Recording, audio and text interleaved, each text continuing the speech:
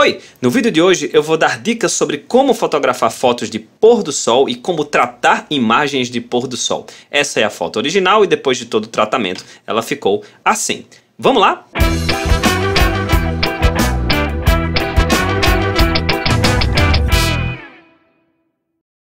Então vamos lá. Antes da gente começar a tratar as fotos de pôr do sol, vamos falar um pouco sobre algumas dicas que você pode seguir se quiser para tentar capturar da forma mais positiva possível um pôr do sol. Primeiro, eu aconselho você usar um tripé. Bem mais fácil quando você está utilizando um tripé você baixar o ISO ao menor número possível, ISO 50, 100 ou 200, e ele vai ficar aí paradinho.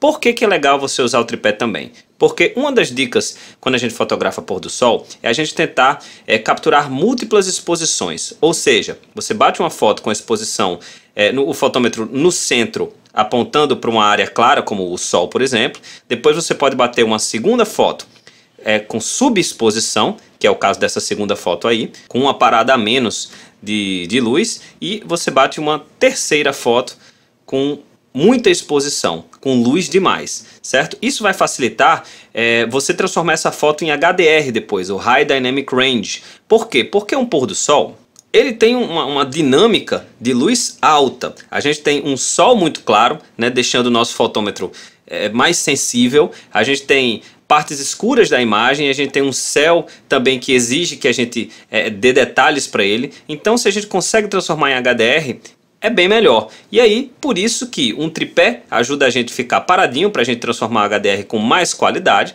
e capturar 3 ou 5 exposições diferentes ajuda a gente ter um controle de dinâmica maior. Essas 3 fotos eu não bati com tripé, eu não tinha um tripé nesse momento, mas o Lightroom faz um excelente trabalho de mesclagem para HDR mesmo sem tripé. Note que conforme eu mudo aqui de uma foto para outra, dá uma mexidinha, mas isso não é nenhum empecilho para o Lightroom.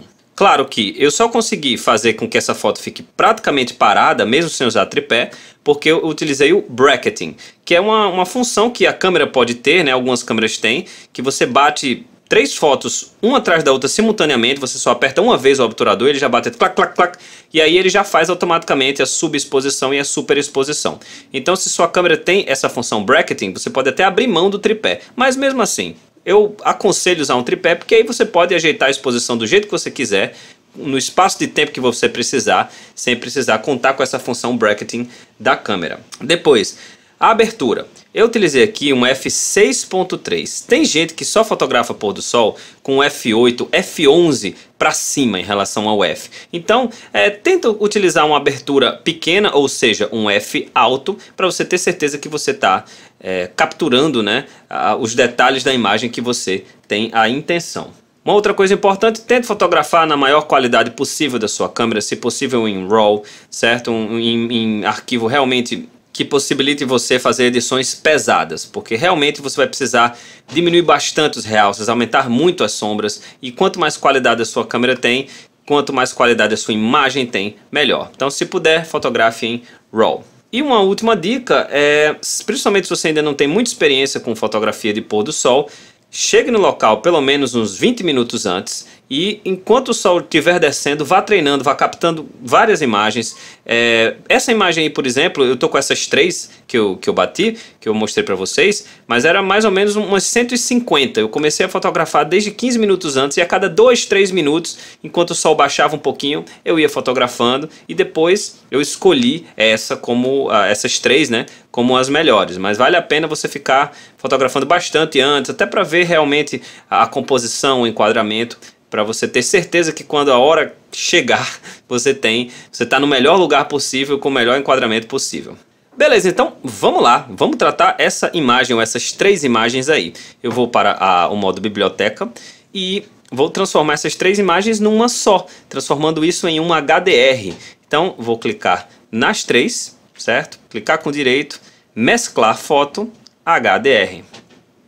Se você tem alguma dúvida em relação ao HDR, eu tenho um vídeo que está aparecendo no izinho acima à direita, que é como fazer HDR no Lightroom. Eu mostro todas essas funções aí. Então agora eu vou ir um pouquinho mais rápido, porque caso você queira realmente se aprofundar no mundo do HDR, no Lightroom é só clicar no izinho. Beleza, essa é uma simulação do HDR que o Lightroom vai fazer. Ele já faz o alinhamento automático, ou seja, mesmo que não está no tripé, ele já consegue unir tudo isso aí. O tom automático, ele já faz um tratamento automático. Nesse caso eu não vou querer, eu quero fazer esse tratamento no braço mesmo, no Lightroom, que vai chegar a resultados bem próximos. E a intensidade de The Ghost, nesse caso, se tivesse árvores que balançavam muito, as nuvens muito rápidas, você poderia adicionar The Ghost aí nesse caso, para ele tentar fazer um cálculo e eliminar esses tremidos de coisas que você não tem controle. Nesse caso, como foi um bracketing muito rápido, eu não vou usar nenhum The Ghost. Então, basicamente é isso, e vou apertar em mesclar. Ok, ele gera esse arquivo aqui, eu vou apertar o modo revelação, e a gente vai começar a tratar essa imagem, que agora é um arquivo .dng. E vamos lá, tá aqui o nosso pôr do sol sem tratamento nenhum, e vamos tentar deixar ele com mais vida, mais bonito. Inicialmente eu vou fazer um cortezinho nele. Eu gosto no pôr do sol, não é uma regra, mas eu gosto de dar ele um caráter um pouco mais panorâmico. Então eu vou clicar aqui em aspecto, em vez de original, eu vou para o 16:9, certo? Que ele dá já deixa a imagem um pouquinho mais na horizontal. Eu vou mexer um pouquinho aqui no enquadramento. Ok, eu vou tentar colocar o sol aqui nessa interseção, né? No terço inferior à esquerda, e esse horizonte aqui nesse terço abaixo. Vou tentar deixar ele só um pouquinho mais retinho. Ok, menos 0,40. Enter. Legal. Agora, cada ajuste que eu for mexer vai depender da sua imagem, ok? Mas eu vou dar alguns toques em relação a como funcionaria em um pôr do sol padrão. Então eu vou começar aqui com a temperatura. Olha, a temperatura, quando você aumenta, você adiciona mais amarelo, e quando você diminui, você adiciona mais azul e tira o amarelo. Então isso vai depender de como está a temperatura da sua foto. Como tem um pôr do sol, calor, é comum a gente adicionar a temperatura, mas às vezes, se você fotografar num sol ainda muito em cima, você pode querer diminuir a temperatura. Então use o bom senso aí, tá bom? Eu vou dar um toquezinho de temperatura, ó, quase nada, só para deixar ela um pouquinho mais quente. Colorir, quando você aumenta colorir, você aumenta magenta, esse rosa. Quando você diminui, você aumenta o verde. Nesse caso, vou querer dar um toquezinho no colorir aqui para dar uma tonalizada mais para esse rosinha aí que eu gosto. Então, mais 2 toques, mais 9 de colorir. Exposição, vamos aumentar bastante essa exposição, porque a foto está bastante escura. Então, como temos um HDR, a função que junta todas essas imagens, eu vou confiar na capacidade do Lightroom em aumentar essa exposição sem me gerar muito ruído ou muita sujeira. Vamos deixar aqui por enquanto. Por enquanto vamos deixar aí. Contraste, eu quero bastante contraste, eu gosto de drama nas fotos de HDR. O contraste também satura as cores, então eu vou tentar deixar a foto com mais contraste. Mas ainda não está legal. Por quê? Porque quando a gente bate uma foto em um HDR ou em um pôr do sol, de maneira geral, a gente tem muito realce, por causa que tem um sol aí na imagem, e tem muitas partes escuras. Então a gente vai utilizar um procedimento que eu conheci pelo menos no canal do Serge Hameli, um fotógrafo francês. A gente vai diminuir bastante os realces, certo? Coisa de tudo mesmo, menos 100. Olha a diferença de antes de diminuir esses realces. Olha para o céu, olha como a foto está clara, diminuindo tudo. Olha como o pôr fica muito bonito, tá? E a gente vai aumentar completamente as sombras, ou seja, a gente vai aumentar as partes escuras, vai dar uma clareada. Então, olha como fica bem mais interessante antes, depois. Legal. Vamos seguindo então.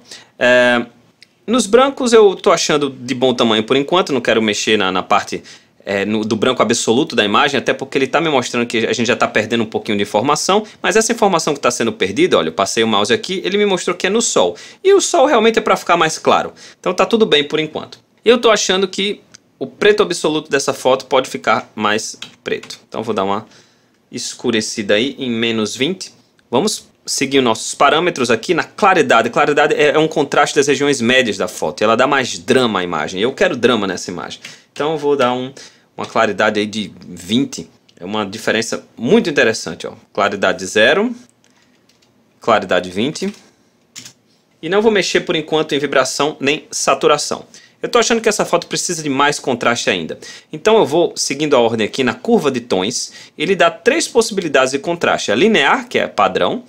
A contraste médio, que eu gosto bastante. Olha como fica tudo muito mais dramático. E a contraste intenso, que eu já acho um pouco exagerado. Então eu vou aqui no contraste médio. Vou voltar aqui para a exposição. Acho que essa foto pode ficar um pouquinho mais clara. Beleza. Agora eu vou para o menu HSL e esse é o momento da gente mexer em saturação de cores específicas. Basicamente 2 cores estão se destacando aqui nessa imagem, que é o laranja por conta do pôr do sol e o azul por conta do restante da imagem. Então, dependendo da sua imagem, você pode mexer aqui no laranja e no azul. Eu posso deixar essa foto com um pouquinho mais de laranja, mais 5, e posso deixar esse azul mais saturado também. Então posso colocar... Olha, bastante azul, olha como a imagem se modifica e fica bastante artificial, inclusive. Mais um toquinho aqui de mais 5 no azul. Tá interessante.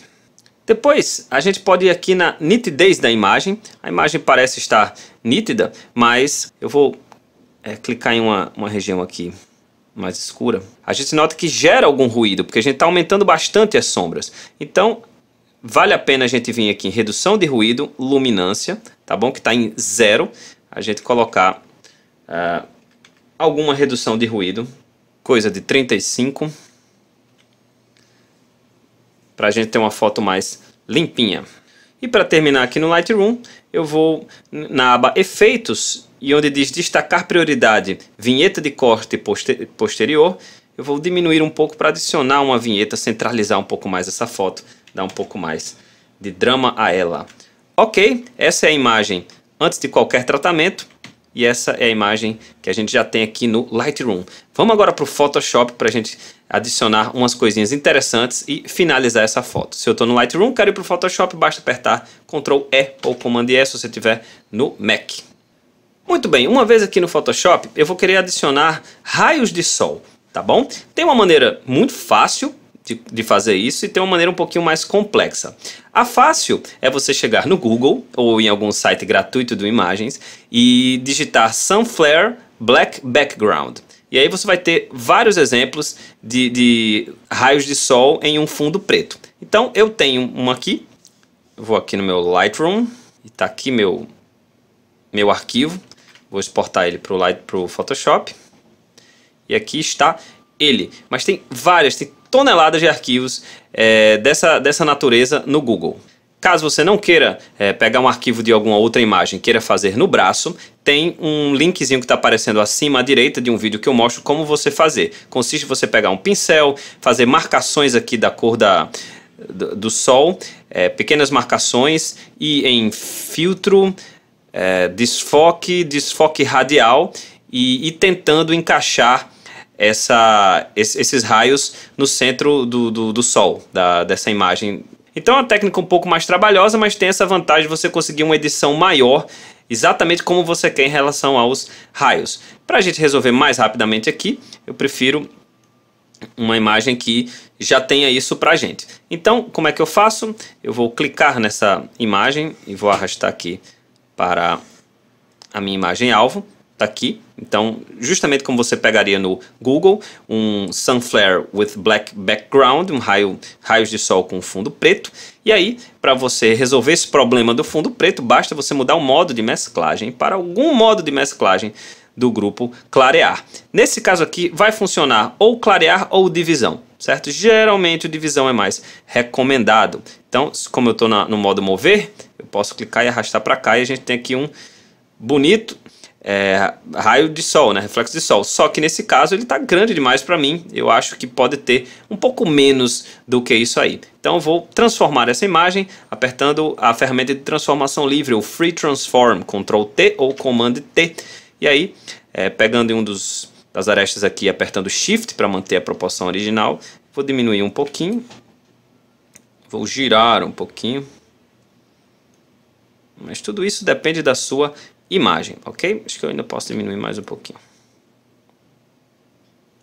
Ok? Enter. Já vou antecipar um problema se vocês estão pegando uma imagem no Google. Às vezes o raio de sol é branco e não da cor do sol. Então, para resolver esse problema, uma vez que você faz o que eu acabei de fazer, você pode clicar aqui numa camada de matiz e saturação, certo?